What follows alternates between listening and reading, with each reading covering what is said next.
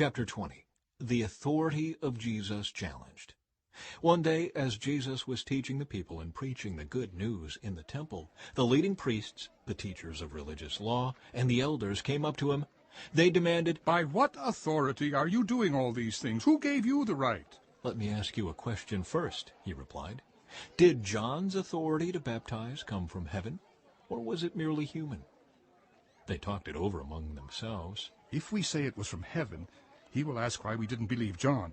But if we say it was merely human, the people will stone us because they are convinced John was a prophet." So they finally replied that they didn't know. And Jesus responded, "Then I won't tell you by what authority I do these things." Parable of the evil farmers. Now Jesus turned to the people again and told them this story. A man planted a vineyard, leased it to tenant farmers, and moved to another country to live for several years. At the time of the grape harvest, he sent one of his servants to collect his share of the crop.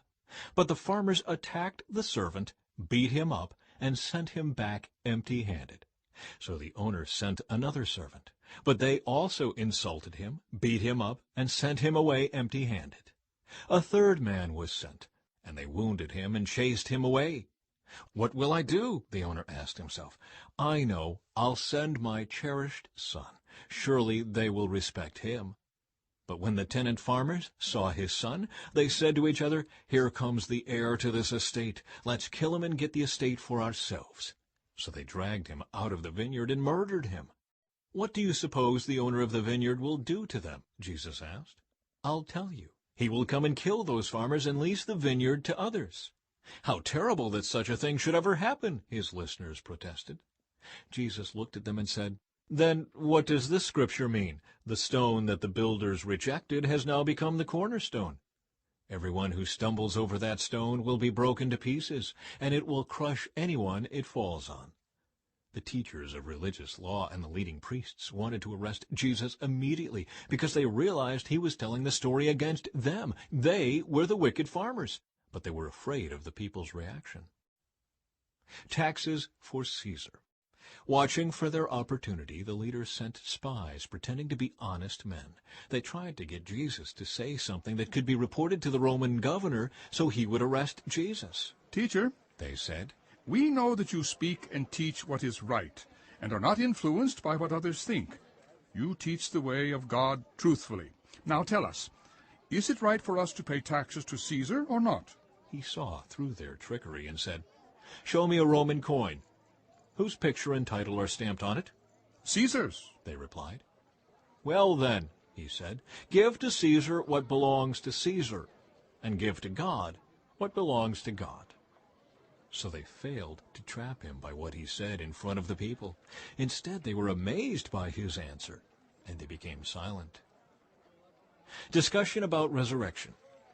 Then Jesus was approached by some Sadducees, religious leaders who say there is no resurrection from the dead. They posed this question. "Teacher, Moses gave us a law that if a man dies, leaving a wife but no children, his brother should marry the widow and have a child who will carry on the brother's name. Well, suppose there were 7 brothers. The oldest one married and then died without children.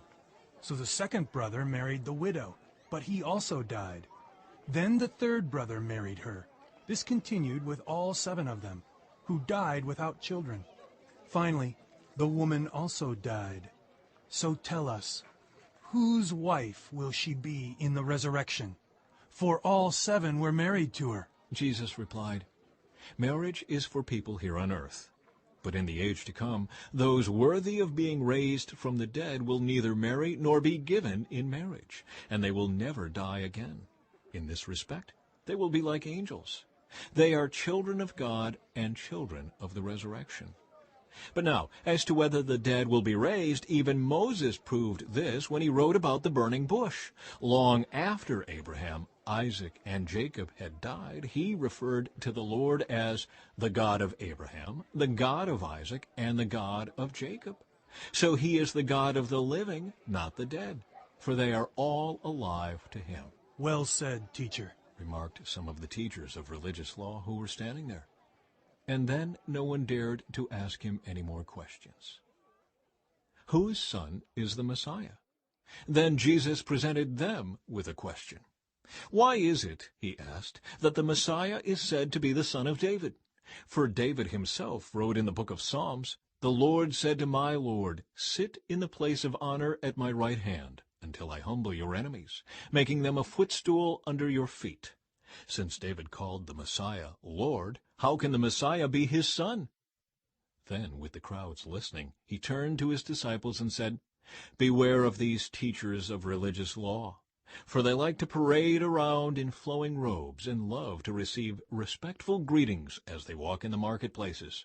And how they love the seats of honor in the synagogues and the head table at banquets. Yet they shamelessly cheat widows out of their property and then pretend to be pious by making long prayers in public.